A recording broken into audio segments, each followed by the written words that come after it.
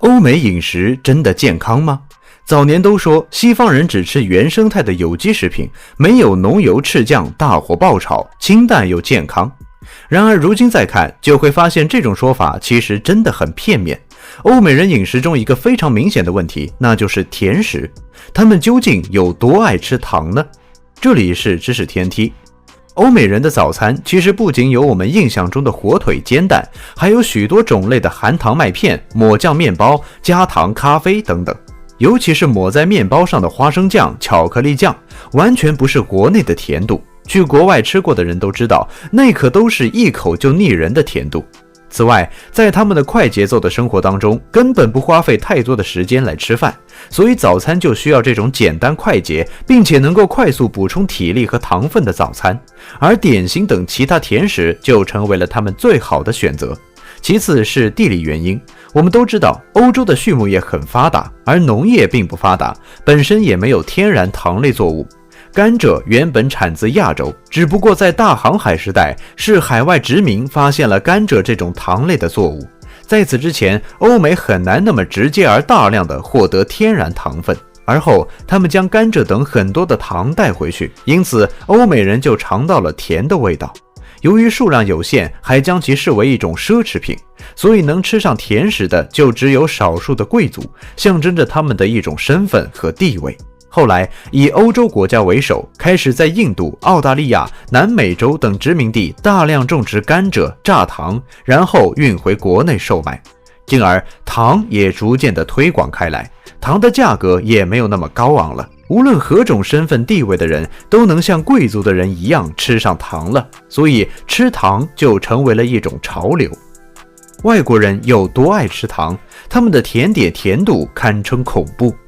欧美人对于甜食的喜爱与工业革命的发展也有密不可分的关系，工业革命也推动了糖分早餐的发展。在此时期，人们对甜食的喜爱程度可以说又到达了新的阶段。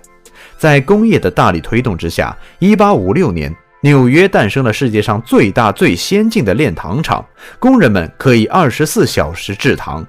随着这种制糖技术的进步，能够生产出更多的糖，并且价格都不贵。这种奢侈品活跃在市场上，也就意味着以后无论是穷人还是富人都能够吃得起。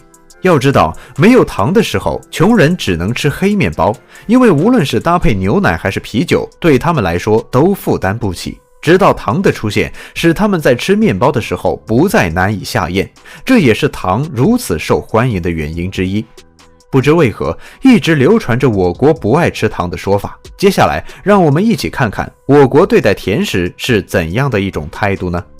中国地大物博，拥有甜菜、甘蔗等天然的糖类作物。虽然古时候产量不算太大，但还是让我们国家成为世界上最早制糖的国家之一。新中国成立后，百废待兴，既没有种植太多糖类作物，工业制糖也跟不上。以前没有什么可以吃的，都认为糖是好东西，小孩只有过年才能吃到几颗糖果。但现在不同了，据统计，2019年我国人均每天摄入31克的糖分，世界卫生组织的健康标准才25克。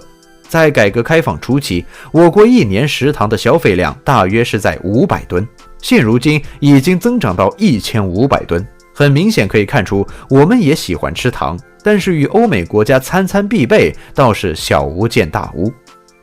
白人饮食就真的健康吗？看看他们的甜食就知道实际上有多恐怖。如果过多的摄入糖分，会对我们的身体产生哪些影响呢？其实凡事都讲究适量，过满则亏，糖的摄入也是一样的道理。首先，蔗糖作为一种碳水化合物，热量很高，如果过量摄入，会导致出现肥胖、高血压、糖尿病等状况。据统计，2017年我国成年人患有糖尿病的人数大约在 1.3 亿左右，这个数字可以说是十分的恐怖的。所以现在市面上出现许多零糖零脂的食品、饮料等等。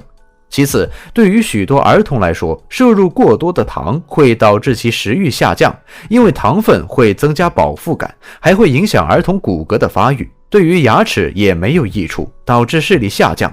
不少近视的儿童，医生都会建议他们少吃甜食。最后，通过专家的研究表示，糖虽然是人体必需的营养元素，但我们中国人本身就以大米、小麦等淀粉含量高的食物为主食，这些食物在人体内转化成的糖基本已经足够身体所需，所以如果再摄入含糖量高的零食饮料，每天糖摄入量很容易超标。现在我们了解糖分带给我们的帮助和危害，那我们应不应该控糖？怎么控糖呢？基于糖分是一把双刃剑，所以我们不仅要看到它的作用，也要看到它的危害。所以并不是说要进行多么严格的控糖，但日常生活中合理的进行控糖是非常有必要的。而我们所说的控糖并不是一概而论，一方面我们不能以偏概全，我们要着重减少含糖饮料和食品的摄入。在日常购物中，我们可以多多关注食物的配料表。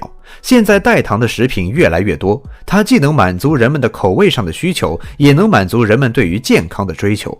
而另一方面，我们的控糖不是盲目的，应当是科学的。我们可以对我们每天的饮食制定一个计划，可以按照世界卫生组织的标准进行糖的摄入。如果你觉得很难在日常的饮食当中计算糖的含量，那我们可以减少在做菜中放糖，减少点外卖和点奶茶的次数，适量摄入糖分过多的水果，不为别的，只为了我们拥有健康的好身体和生活方式。知识天梯，专注你不知道的食物科普，我们下期再见。